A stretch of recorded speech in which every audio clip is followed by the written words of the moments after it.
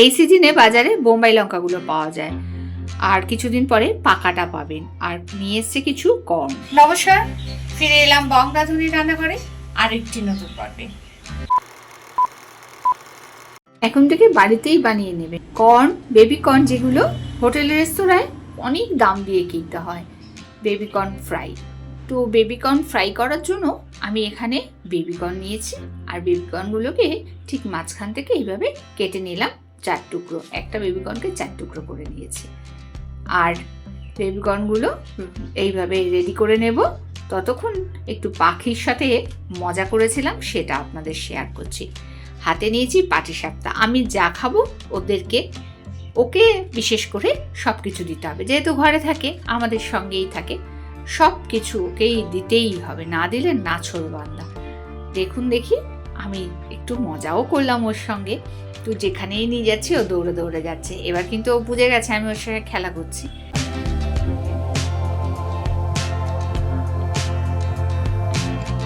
বন্ধুরা, এখানে কর্নফ্লাওয়ার নিয়েছি 4 চামচ পরিমাণে, নুন আর গোলমরিচ দিয়ে ভালো করে মিশিয়ে নেব।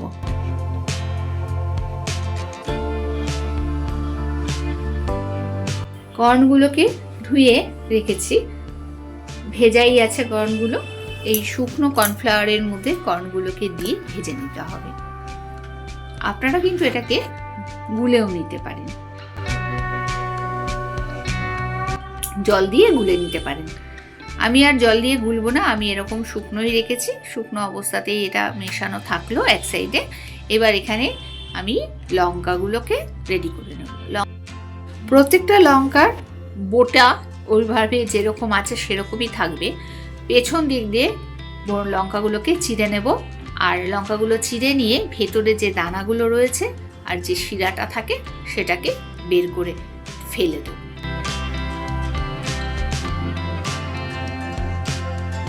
আমার ভিডিওগুলো যদি আপনাদের একটুও ভালো লাগে, প্রচুর প্রচুর শেয়ার, লাইক, কমেন্টস করুন।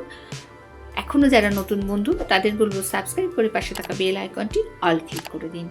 প্রত্যেক দিনের নোটিফিকেশনটা সবার প্রথম আপনার কাছে পৌঁছে যাবে।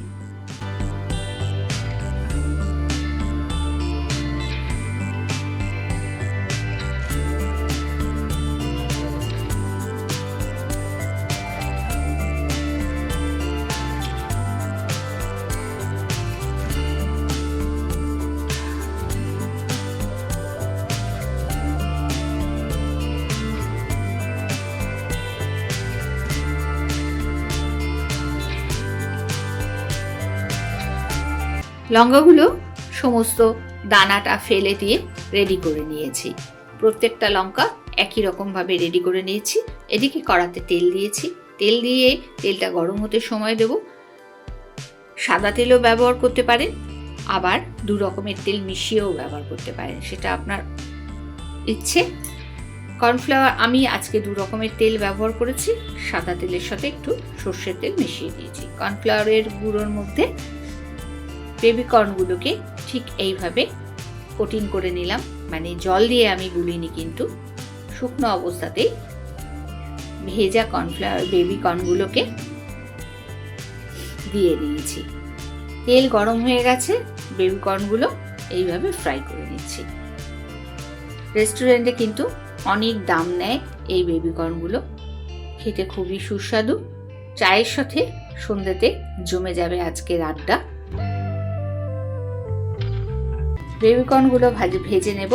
তারপর যে কর্নফ্লাওয়ারটা, তার মধ্যেই আমি 2 চামচ বেসন দিলাম, 1 চামচ লঙ্কার গুঁড়ো দিলাম, তার সাথে পরিমাণে নুন দিয়ে ভালো করে একটা ব্যাটার তৈরি করে নিলাম। এটাকে এবার যে লঙ্কাগুলোর দানাগুলো বাইরে বার করে রেখেছিলাম, ফেলে দিয়ে পরিষ্কার করে নিয়েছি, সেই লঙ্কাগুলোর মধ্যে ভেতরে কিন্তু ওই বেসনের একটু কোটিং দিচ্ছি। আবার বাইরে দিয়েও ওটাকে চুবিয়ে পুরোপুরি মাখিয়ে নেব। নিয়ে গরম তেলের মধ্যে দিয়ে ভেজে নিতে হবে। খুব সুন্দর হয়। এইভাবে বাড়িতে অবশ্যই একবার করে দেখবেন, খুব ভালো লাগবে খেতে। এর ভেতরে অন্যরকম আলুরও পুর দেওয়া যায়, সয়াবিনের পুর দেওয়া যায়, আপনারা সেটা করতে পারেন। আজকে আমি এভাবেই করলাম। এবার কিন্তু গরম তেলের মধ্যে লঙ্কাগুলোকে, বোম্বাই লঙ্কা, সেগুলোকে ভেজে নেব।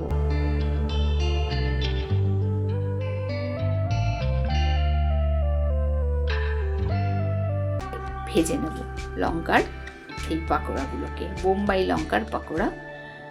এইভাবে ভেজে নিলেই রেডি, চায়ের সাথে দারুণ জমে যাবে। আজকে চাটা একটু আমি অন্যরকম করব, মশলা চা। আগে ভেজে নেব চা পাতিটাকে আগে ভালো করে ভেজে নিচ্ছি। তারপরে ওর মধ্যেই দিয়ে দিচ্ছি চিনিটা গলে ওরই মধ্যে কিন্তু ক্যারামেলটা হয়ে যাচ্ছে। সেই মুহূর্তে আমি ছোট এলাচটা খোসাটা দিয়ে দেবো, আর ছোট দানাগুলোকে একটু থেতো করে নিয়ে ওর মধ্যে দিয়ে দিলাম। এইবার আবারও নেড়ে চেড়ে নিচ্ছি, নিয়ে আর এখন এবার এর মধ্যে 2 কাপ জল দেব। চাটা যখন ফুটবে, চাটা রেডি হয়ে গেছে। আর সেই পরে আমি কিন্তু এখানে গুঁড়ো দুধ দিয়ে চা করি বলে আমি আমুলিয়ার গুঁড়ো দুধটাও নিয়ে নিলাম।